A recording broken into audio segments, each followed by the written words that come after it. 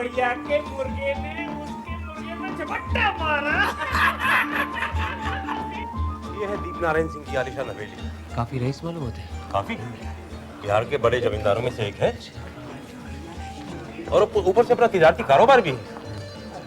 आज शहर के सारे रईस यहाँ मौजूद हैं, उन्हें दावत दी जा रही। लेकिन बात क्या है?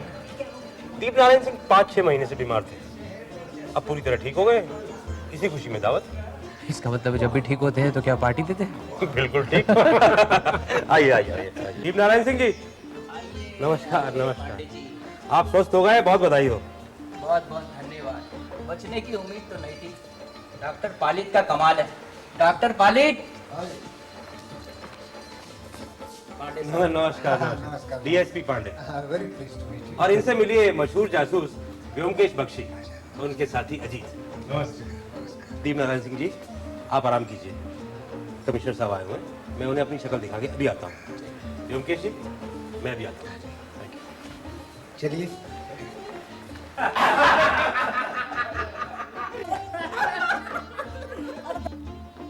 ये गेंडा कौन है? ये गेंडा दीप नारायण बाबू का भतीजा है, देव नारायण बाबू। निपट गवार और टाटका उल्लू, यही इस सारी संपत्ति का वारिस है। और वो जो उसके दोनों तरफ दुबले पतले से है वो कौन? वो उसके यार दोस्त हैं, हाँ में हाँ मिलाने वाले चमचे हैं। वो है बेनी प्रसाद, और उस तरफ जो बैठा ना वो लीलाधर बंसी। और वो दूसरी तरफ जो बूढ़ा है वो यहाँ के स्टेट का मैनेजर है, मगर हाँ पहुंचा हुआ धुरंधर है।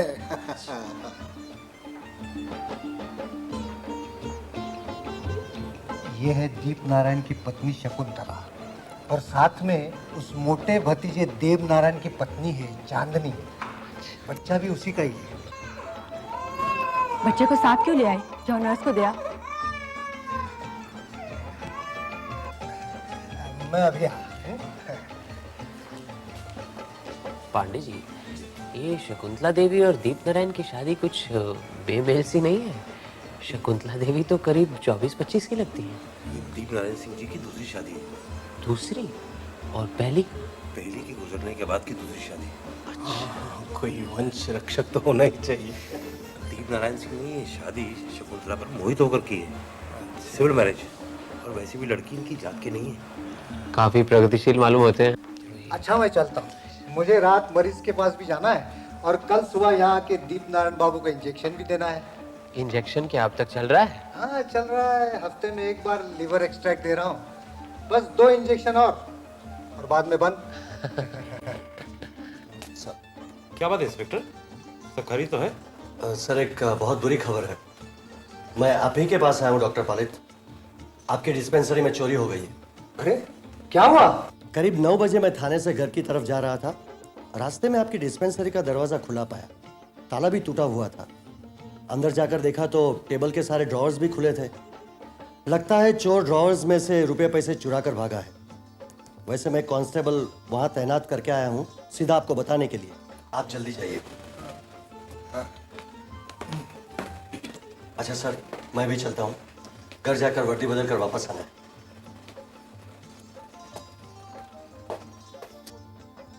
अच्छा खासा खूबसूरत नौजवान है ये, तो किसी राजघराने का लगता है। आपने ठीक समझा। इसके दादा किसी जमाने में प्रतापगढ़ के बहुत बड़े जमींदार हुआ करते थे। अच्छा। हाथ खराब होने की वजह से इसने पुलिस में नौकरी ले ली, और वैसे भी लड़का काफी होशियार है। जी से बात करके पूछ लेंगे तो। अरे ब्योमकेश बाबू, अच्छा हुआ आप आ गए। चलें, जल्दी जाना है। दीप नारायण बाबू गुजर गए। क्या? हाँ, इंस्पेक्टर रतिकांत का फोन आया था। डॉक्टर पालित ने उन्हें सुबह इंजेक्शन दिया, और इंजेक्शन लेते ही उनकी मृत्यु हो गई। आइए, मैं वहीं जा रहा हूँ। चलिए आइए।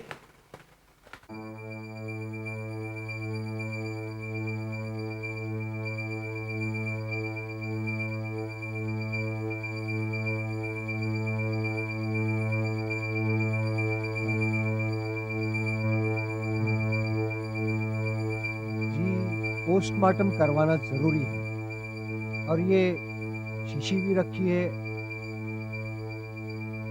Yes sir. घर के और लोग कहाँ हैं? सर, बाकी के सब लोग ऊपर हैं। डॉक्टर मिस मन्ना शकुंतला देवी जी के पास है। Lady doctor? जी, वो यहाँ की फैमिली डॉक्टर है। शकुंतला जी की हालत देखकर उन्हें यहाँ बुलवा लिया। बहुत अच्छा किया आपने। आइए, उधर बैठते हैं। आइए प्लीज।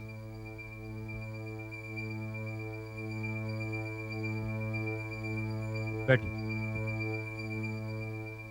वो क्या है, सुबह करीब मैं 8 बजे यहाँ आया था, और मैंने उन्हें लीवर एक्सट्रैक्ट का इंजेक्शन दिया था। इंट्रामस्कुलर इंजेक्शन, कोई खास बात तो थी नहीं। लेकिन धीरे धीरे दीप नारायण बाबू लेट गए,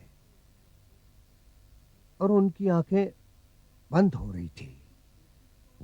कहने की कुछ कोशिश तो उन्होंने जरूर की, लेकिन उनके मुंह से आवाज नहीं निकली। तो मैंने फौरन उन्हें एड्रेनलिन दिया, लेकिन कोई फायदा नहीं हुआ। बस 3-4 मिनट में ही उनकी सांस बंद हो गई। मौत की वजह क्या हो सकती है? मुझे पहले तो लगा कि एनाफ्लेटिक शॉक से मौत हुई है, लेकिन कुछ कह नहीं सकते। जहर भी हो सकता है। जहर है या नहीं ये तो पोस्टमार्टम की रिपोर्ट के बाद ही पता चलेगा, लेकिन आपने जो इन्हें वो शीशी दी उसमें क्या है? लीवर एक्सट्रैक्ट की शीशी है वो। मौत तो इंजेक्शन देने के साथ साथ हुई है। क्या हम कह सकते हैं कि मौत की वजह यही इंजेक्शन है और इस शीशे में जहर है? लगता तो यही है, लेकिन कल शाम मैंने इसी शीशी से एक मरीज को इंजेक्शन दिया था। वो तो सही सलामत है। ये शीशी क्या हमेशा आपके बैग में ही रहती है? जी, कल रात ये बैग कहाँ था? डिस्पेंसरी में। तो इसका मतलब जब डिस्पेंसरी में चोर आया तो बैग वहीं था? हाँ जी। डिस्पेंसरी कौन बंद करता है, आप? नहीं नहीं, कंपाउंडर। तो कल रात उसने किस समय डिस्पेंसरी बंद की? कल रात चोरी की खबर सुनते ही मैंने कंपाउंडर को डिस्पेंसरी में बुलवाया था। वो कह रहा था करीब शाम को 7 बजे उसने डिस्पेंसरी बंद कर दी और वो घर चला गया। तो वहां किन किन चीजों की चोरी हुई, आप कुछ बता सकते हैं? कोई खास बात तो नहीं, लेकिन टेबल की दराज से कुछ रुपए, कुछ अठन्नी चवन्नियां, बस। अब समझ में आया कि चोरी का असली मकसद क्या था। क्या? चोर रुपए पैसे के लिए नहीं आया, उसने लिवर एक्सट्रैक्ट की शीशी बदल दी। शीशी बदल दी? या फिर डॉक्टर पालित की शीशी में अपनी सिरिंज से जहर मिला दी। बात तो एक ही है। मतलब चोर को मालूम था कि सुबह दीप नारायण को इंजेक्शन देना है। बिल्कुल। हाँ, इसीलिए हत्याकारी ने इसका फायदा उठाया। सर, मुझे पहले लगा था कि गलती से मौत हो गई है। शायद डॉक्टर पालित ने कोई और इंजेक्शन दे दिया हो, लेकिन अब बात कुछ और ही लग रही है। सर, मैं इस केस का जिम्मा लेना चाहता हूँ। हाँ हाँ जरूर, ये तुम्हारा ही इलाका है, तुम संभालो इस केस को। पहले लाश को पोस्टमार्टम के लिए भिजवाओ, और इस शीशी को लेबोरेटरी में भेजकर जांच करवाओ कि इसमें क्या है। ये जानना बहुत जरूरी है। सर, आप बिल्कुल बेफिक्र रहिए। मैं दीप नारायण बाबू के काफी करीब था। उनका कातिल मुझसे बचकर नहीं जा सकता। सर, आज से ही मैं इस केस के पीछे पड़ जाता हूं। मैं जरा शकुंतला को देख आता हूँ। वैसे डॉक्टर मिस मन्ना वहां पे है। डॉक्टर पालित, एक मिनट। Yes, what? डॉक्टर पालित, मैंने शकुंतला जी का चेक कर लिया है। प्रेग्नेंट है। Okay, you can go, I will come. Okay.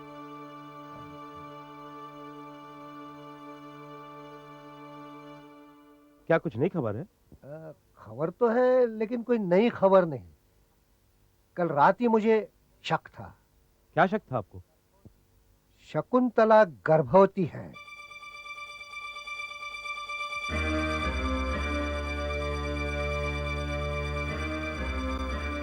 मुझे तो लगता है कि हत्या है, लेकिन जिस शख्स का ये काम है बहुत ही सतर्क और चालाक है। अब सवाल ये उठता है कि दीप नारायण की हत्या से किसी को क्या फायदा? फायदा सिर्फ उस मोटे देवनारायण का हो सकता है। वो कैसे? दीप नारायण बाबू बिना संतान के गुजर गए। जाहिर है पूरी संपत्ति का अकेला वारिस होगा। बिना संतान के ये अभी नहीं कहा जा सकता। शकुंतला देवी के यहाँ लड़का हो गया तो? दीप नारायण को ये मालूम नहीं। शायद नहीं। अच्छा एक बात बताइए, बुरा मत मानिएगा, शकुंतला देवी सुंदर आधुनिक महिला है। पटना में तो जरूर उनके एडमायरर्स, चाहने वाले तो होंगे। हाँ हाँ, है क्यों नहीं। हर रोज महफिल लगती थी, ताश खेलना, चाय, केक पार्टी, यही सब कुछ तो होता था। लेकिन पिछले 5-6 महीने से जब से वो बहुत बीमार थे, महफिलें कुछ कम हो गई थी। लेकिन नर्मदा शंकर का वहाँ आना जाना बराबर लगा हुआ था। नर्मदा शंकर कौन? एक रईस ज्यादा बिगड़ा नवाब। लंबी चौड़ी जमींदारी है, देखने में चुस्त, भीगी चुबड़ी बातें करता है। एक नंबर का लपाड़िया है। हम लोगों की उस पर नजर है। तो शकुंतला देवी का उसके साथ काफी मेलजोल था। हाँ, लेकिन शकुंतला देवी की कोई बदनामी नहीं सुनी हमने। चलो इस नर्मदा शंकर को भी ध्यान में रख लेते हैं।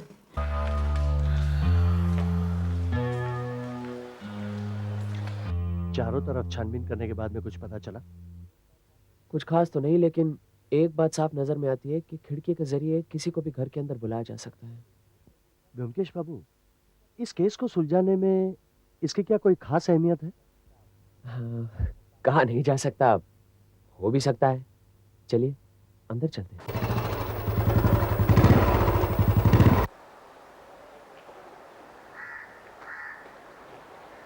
कहिए नर्मदा शंकर जी, यहाँ आने की तकलीफ कैसे की? सुना है दीप नारायण बाबू अचानक गुजर गए। क्या हुआ था उन्हें? माफ कीजिएगा, इसके बारे में हम आपसे कुछ नहीं कहना चाहते। कोई बात नहीं, बेचारी शकुंतला, उस पर क्या गुजर रही होगी। मैं उससे हमदर्दी के 2 शब्द कह के आता हूँ।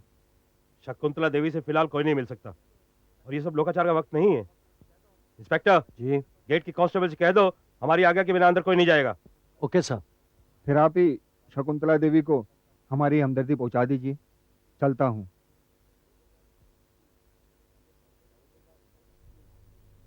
मैनेजर बाबू जी, ये नर्मदा शंकर कल रात को पार्टी में कब आए थे? वो कब आए थे ये तो मुझे नहीं मालूम, लेकिन मैं जब 6:30 बजे यहाँ आया था तो नर्मदा बाबू शकुंतला देवी से बातें कर रहे थे। तब तक पार्टी में कोई मेहमान नहीं आया था। और आज सवेरे क्या दीप नारायण बाबू की मौत के पहले आप उन्हें मिले थे? जी नहीं, मुझसे पहले तो डॉक्टर पलित वहाँ पहुँच चुके थे। इतवार की छुट्टी रहती है ना, थोड़ी देर से आता हूँ। जब मैं यहाँ पहुँचा तो मालूम पड़ा दीप नारायण बाबू अब इस दुनिया में नहीं है। आपका हिसाब किताब तो सब ठीक है ना? शायद मुआयना करना पड़ेगा। जी, वो तो सब ठीक है, आप मुआयना कभी भी कर सकते हैं। सिर्फ एक 12,000 की पेमेंट की रसीद को छोड़कर। कौन सी पेमेंट? वो 8-10 महीने पहले दीप नारायण बाबू के हुक्म से 12,000 रुपए डॉक्टर पलित को दिए थे, उसकी रसीद नहीं है। क्यों? क्या है कि डॉक्टर बाबू ने तो उधार के रूप में रुपए मांगे थे, लेकिन दीप नारायण बाबू ने दान के रूप में दे दिए। उसकी रसीद लेने से मना कर दिया था। मैनेजर, घर वालों से कह दो कि हम अंदर आ रहे हैं। जी अच्छा। इंस्पेक्टर, ध्यान रखो।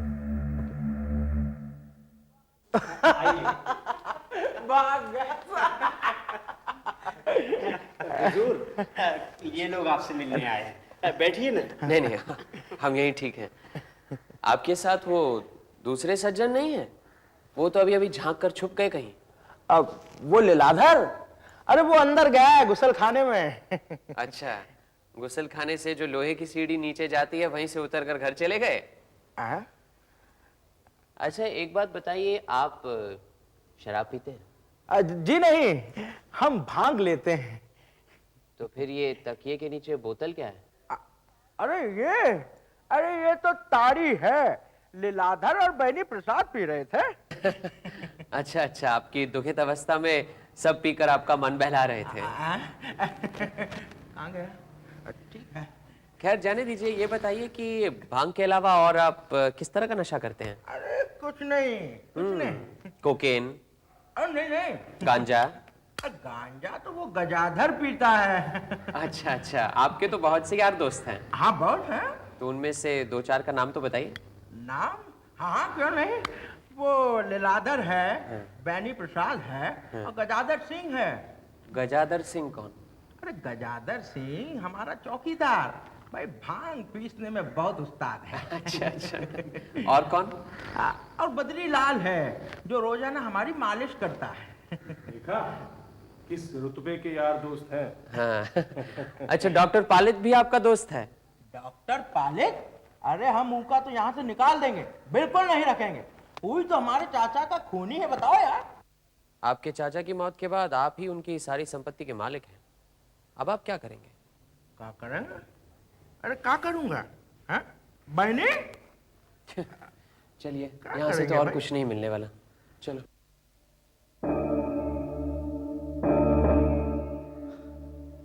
चलिए शकुंतला देवी से मिल लेते हैं।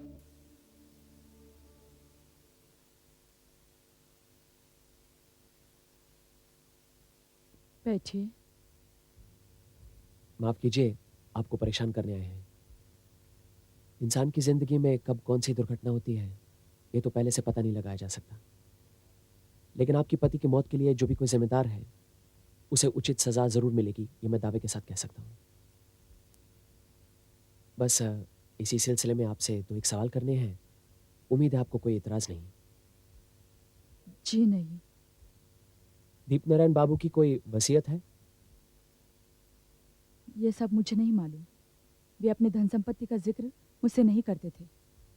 आपकी अपनी कोई जायदाद या धन संपत्ति है? जी नहीं। शादी के बाद उन्होंने मेरे नाम बैंक में 5 लाख रुपए जमा किए हैं। वो रुपए अब कहाँ है? बैंक में ही है। मैंने उन रुपयों को हाथ भी नहीं लगाया। इसका मतलब है कि ये 5 लाख रुपए आपका अपना स्त्री धन है। अच्छा, अगर आपके यहाँ लड़का हुआ तो उसके उत्तराधिकार की आधी संपत्ति भी तो आपकी होगी। अच्छा एक बात बताइए, आप गर्भवती हैं ये बात आपके पति जानते थे? जी जानते थे। आपने उन्हें कब बताया? कल रात।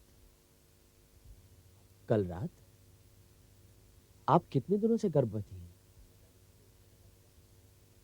खैर जाने दीजिए, इसका पता तो डॉक्टर मन्ना से भी लग सकता है। अच्छा, आप गर्भवती हैं, आपके पति ये बात सुनकर तो बहुत खुश हुए होंगे।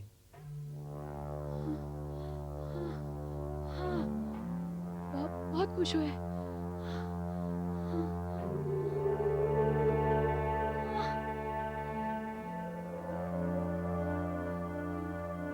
किस तरह के आदमी हैं आप लोग? चाची जी को मारना चाहते हैं क्या? जाइए, फौरन बाहर जाइए और डॉक्टर मन्ना को अंदर भेजिए।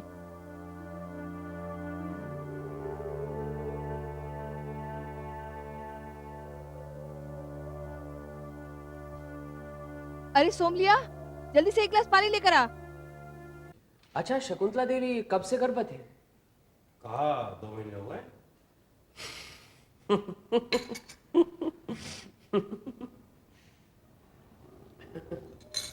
कहाँ खो गए होंगे? ये जो दीप नारायण बाबू के घर के आगे ये लाल सा पोस्ट बॉक्स लगा है ना, ऐसा मालूम पड़ता है जैसे कोई लाल वर्दी पहने हुए चौकीदारी कर रहा है। सब दिखावा है, हाँ, असलियत कुछ और है। लेकिन असलियत क्या है? दीप नारायण बाबू की हत्या करने के 2 मकसद हैं। एक तो उनकी संपत्ति, दूसरा वो खुद। मतलब कि या तो कोई उनकी संपत्ति हथियाना चाहता है या फिर कोई उनको रास्ते से हटाना चाहता है। अरे मकसद कुछ भी हो, लेकिन वो आदमी है कौन? पहले है उसका मोटा भतीजा देवनारायण, है तो वो एक नंबर का नामाकुल, लेकिन ये सब उसका ऊपरी आडंबर भी हो सकता है। मुमकिन है कि उसने अपने ताऊ का खून किसी दूसरे के हाथों करवाया हो। ऐसे हालात में मकसद बनता है संपत्ति पर पूरा अधिकार। लेकिन अब लेते हैं चांदनी को। चांदनी? हाँ, चांदनी। शकुंतला देवी की तरफ उसकी हमदर्दी कुछ स्वाभाविक नहीं लगती, ज्यादती सी लगती है। हो सकता है कि दीपनारायण बाबू की मृत्यु से वो मन ही मन खुश है। दीपनारायण बाबू की मृत्यु के बाद शकुंतला देवी तो मालकिन नहीं ना रहेगी, मालकिन तो चांदनी रहेगी। और अगर उसका पति लल्लू है तो फिर वो उसकी मुट्ठी में रहेगा और चांदनी बनेगी इस विराट संपत्ति की अकेली मालकिन। अब लेते हैं मैनेजर को। डॉक्टर पालित ने कहा था कि पहुंचा हुआ धुरंधर है। दीपनारायण बाबू तो अक्लमंद थे, अपनी जमींदारी पर कड़ी नजर रखते थे, लेकिन उनके गुजर जाने के बाद अगर जमींदारी उनके भतीजे देवनारायण के हाथ लगेगी तो मैनेजर को तो पूरी छूट मिलेगी ना। कहने का मतलब है कि दीपनारायण की हत्या में मैनेजर का भी तो हाथ हो सकता है संपत्ति के लिए। अच्छा, शकुंतला देवी भी तो है। उन्हीं पर तो आ रहा हूं। वैसे तो किसी विवाहिता स्त्री के चरित्र के बारे में आलोचना नहीं करनी चाहिए, लेकिन जहां खून का मामला है वहां हर पहलू पर गौर करना जरूरी होता है। अब ध्यान से सुनो। शकुंतला देवी 2 महीने से गर्भवती है। वहां उनके पति दीपनारायण 2-3 महीने से गंभीर रूप से बीमार थे। डॉक्टर पालित और शहर के अन्य डॉक्टर 24 घंटे उनकी देखभाल कर रहे थे। ऐसी सूरत में किसी पत्नी का बीमार पति से गर्भवती होना क्या संभव है? आज शकुंतला देवी ने बताया कि कल रात उन्होंने अपने पति को अपने गर्भवती होने की खबर दी और यह भी कहा कि यह खबर सुनकर उनके पति बहुत खुश हुए। लेकिन मुझे लगता है यह सच नहीं, सब झूठ है। क्यों? क्योंकि अगर दीपनारायण बाबू खुश होते तो क्या, चलो रात को ना सही, कम से कम अगले सवेरे तो डॉक्टर पालित या डॉक्टर मन्ना से ये बात कहते। इतने खुश थे तो क्या कल रात की पार्टी में इस बात का जिक्र नहीं करते? फिर शकुंतला देवी ने गर्भवती होने की बात अपने पति से नहीं कही। अवैध गर्भ की बात कोई अपने पति से नहीं कहता। इसीलिए दीपनारायण को इस कलंक का पता लगने से पहले ही उन्हें रास्ते से हटाना बहुत जरूरी था। अब खून का मकसद यहाँ उनकी संपत्ति नहीं बल्कि दीपनारायण सिंह खुद हैं, जिनकी हत्या से अवैध प्रेम और अवैध गर्भ दोनों का पता न लग सके। लेकिन वो प्रेमी कौन है? भाई, शकुंतला देवी तो आधुनिक विचार की महिला है, इसीलिए उनका प्रेमी भी कोई इस तरह का आदमी होगा।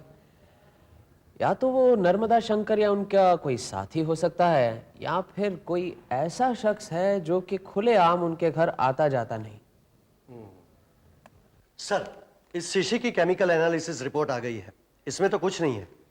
क्या कह रहे हैं? लिवर एक्सट्रैक्ट में जहर नहीं है? नहीं, आप खुद ही देख लीजिए।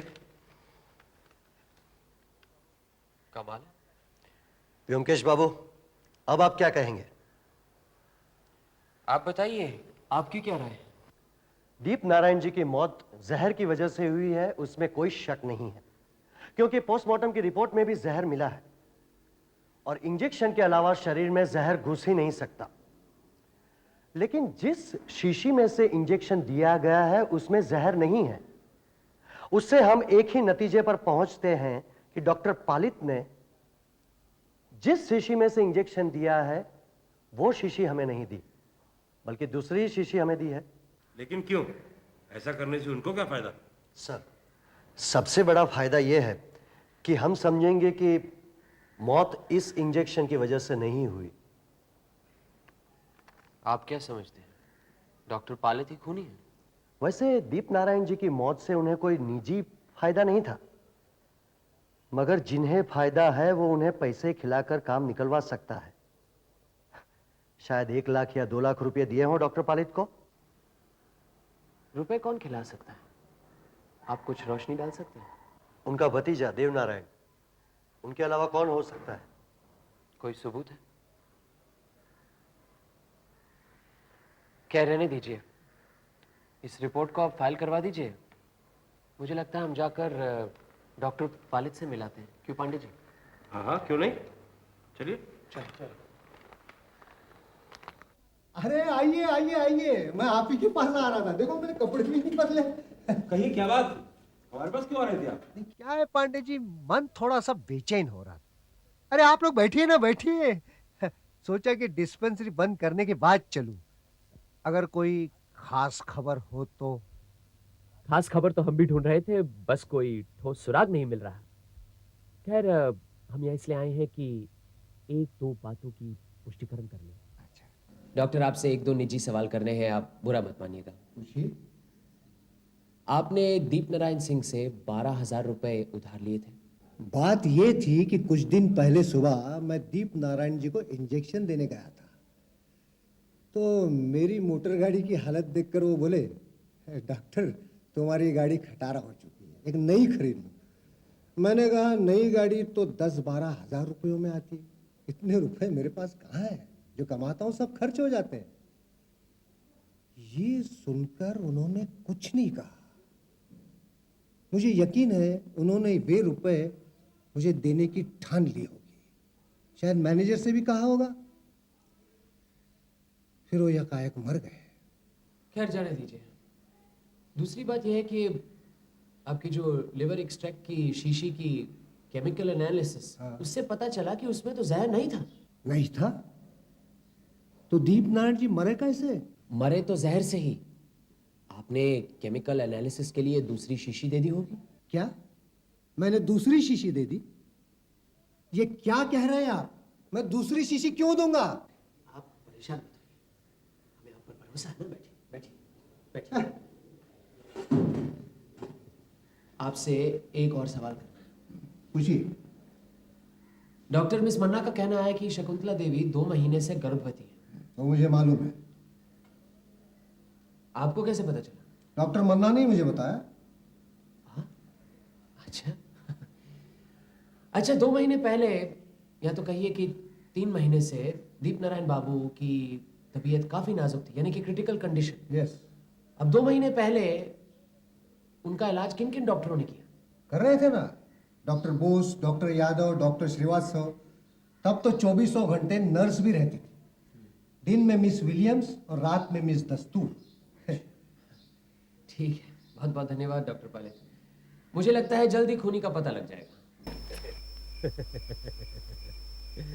अरे अंदर तो आइए आप। नहीं, हम चलते हैं, आज का तो काम खत्म हो गया ना। आप बस एक काम कीजिए, शकुंतला के बारे में जरा पता लगाइए। कहाँ की रहने वाली है, माता पिता का परिचय, कहाँ तक पढ़ी है, ये सब। शकुंतला देवी तो प्रतापगढ़ की है। प्रतापगढ़? हाँ, क्यों? अच्छा, प्रतापगढ़। अब आई बात मेरी समझ में। शायद ग्रेजुएट है, बाप का छोटा मोटा कारोबार है, बाकी की सब बातें मैं आपको कल शाम तक बता देता हूँ।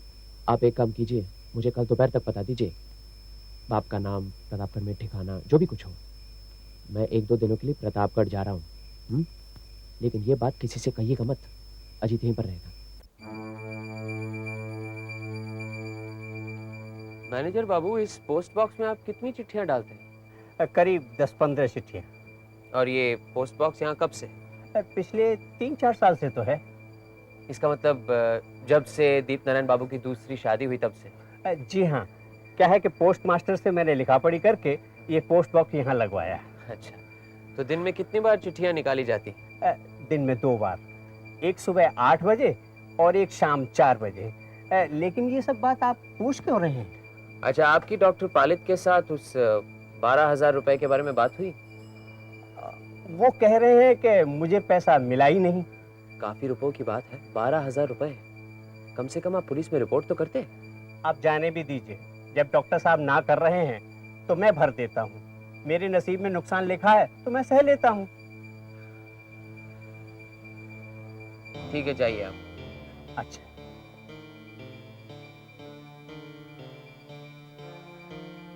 प्रतापगढ़ जाकर बहुत फायदा हुआ है। काफी कुछ पता लगा लिया है मैंने। मैं जरा जाकर शकुंतला देवी से अकेले में बात करना चाहता हूँ। अगर रतिकांत आए तो उसे यहाँ रोक कर रखना है? मैं अभी आता हूँ, बाद में बताऊंगा।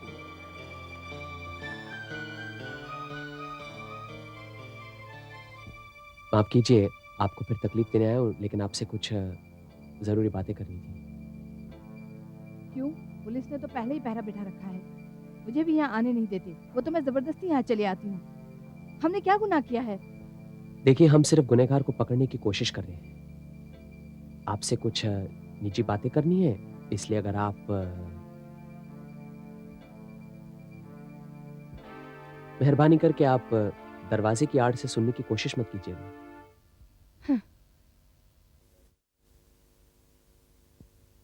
बैठिए।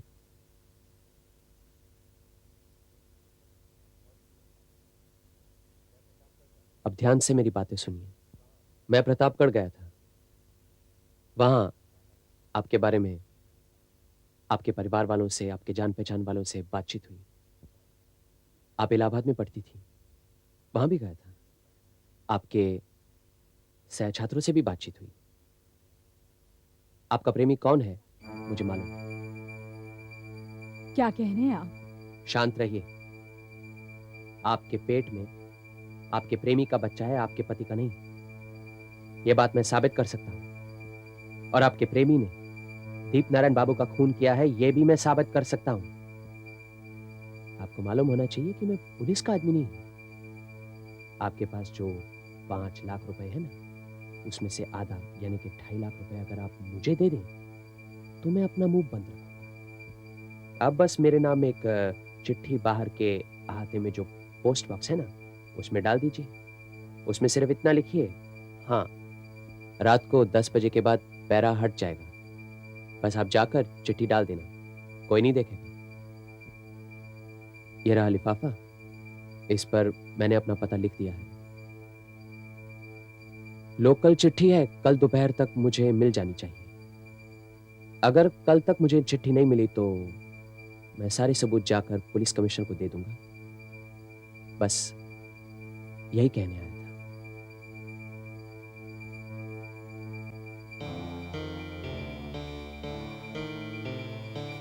पांडे जी, अजीत, आप 2 काम कीजिए। पहले तो नर्मदा शंकर पर निगरानी रखिए, कहीं वो भाग न जाए। और दूसरा ये कि शकुंतला देवी पर कड़ी नजर रखना। हमेशा उसके साथ कोई ना कोई जरूर होना चाहिए। हाँ, मुझे लगता है वो कहीं खुदकुशी न कर ले। क्यों? भाई अभी अभी उससे मिलकर आ रहा हूं। बड़ी हुज्जत और क्रॉस एग्जामिनेशन के बाद उसने हथियार डाल दिए। अपने पति के हत्यारे का नाम जानती है वो। हत्यारा उसका गुप्त प्रेमी है। कौन है वो? यहीं पर तो बात अड़ गई, नाम नहीं बता रही। कहती है चाहे तो आप मुझे गिरफ्तार कर लीजिए, सजा दे दीजिए। मगर वो नाम क्यों नहीं बता रही? भाई महिला है, शर्म के मारे, संकोच के मारे, या फिर कलंक का डर भी तो है, इसलिए नाम नहीं बता रही। एक बार मैं जाकर कोशिश करूं, शायद मुझे बता दे। नहीं नहीं, अभी इसकी जरूरत नहीं है। काफी कोशिशों के बाद वो राजी हुई है कि हत्यारे का नाम चिट्ठी में लिखकर पांडे जी को बता देंगे। अब तय ये हुआ है कि रात को हम 10 बजे के बाद पहरा उठवा देंगे। डॉक्टर मन्ना जो कि हमेशा उनके साथ रहती है, आज 10 और 11 के बीच में अपने घर चली जाएंगी। शकुंतला देवी आकर चिट्ठी इस पोस्ट बॉक्स में डाल देंगी। लोकल चिट्ठी है पांडे जी, आपको कल 12 बजे तक मिल जानी चाहिए। इसका मतलब आपकी राय में डॉक्टर पालित अपराधी नहीं है? डॉक्टर पालित भी हो सकता है, लेकिन इसके बारे में अभी कुछ कहा नहीं जा सकता। नर्मदा शंकर भी हो सकता है, इसीलिए तो उस पर निगरानी रखनी बहुत जरूरी है। अजीत, क्या टाइम हुआ है? 4:30। 4:30, ज्यादा समय नहीं है। चलो तब तक कुछ खा पी लेते हैं। रतिकांत, तुम मेरे साथ हो। लगता है आज क्षमा परवाने का खेल खत्म हो जाएगा।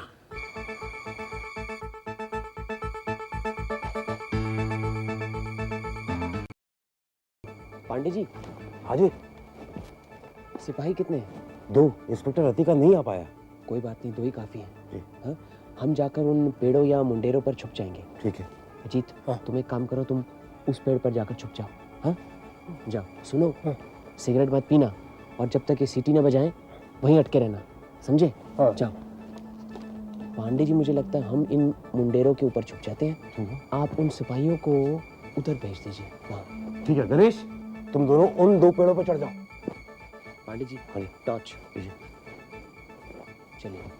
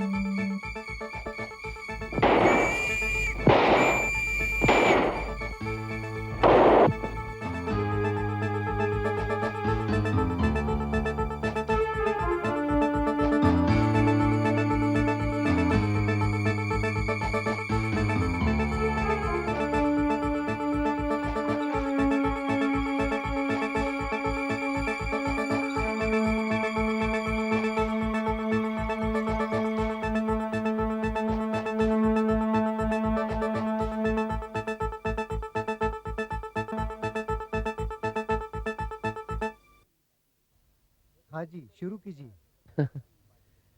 रतिकांत को मैंने पहली बार दीपनारायण की पार्टी में देखा। वहां पांडे जी ने बताया कि रतिकांत प्रतापगढ़ के किसी जमाने के धनी परिवार के लड़के हैं। जब मैंने शकुंतला देवी के बारे में पूछा तो उन्होंने बताया कि वो भी प्रतापगढ़ की है। तब बात कुछ कुछ मेरी समझ में आई। सारांश में बात कुछ यूं है, रतिकांत और शकुंतला देवी दोनों एक दूसरे से बेहद प्यार करते थे, लेकिन शादी में कुछ सामाजिक बाधाएं थी। बस फिर शकुंतला देवी पढ़ने के लिए इलाहाबाद चली गई। हॉस्टल में रहती थी।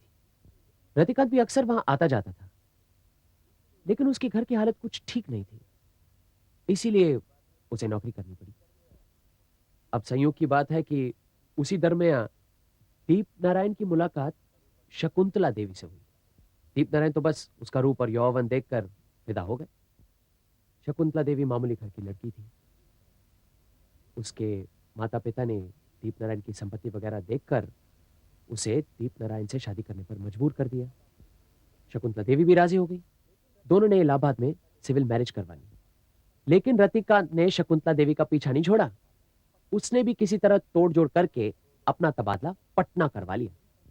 वहां पे दोनों अक्सर मिलते जुलते थे। अब दूर की रिश्तेदारी के नाते रतिकांत का भी दीप नारायण के घर आना जाना था। वहीं पर शकुंतला देवी से मुलाकात होती थी, लेकिन लोगों की नजरों से दूर।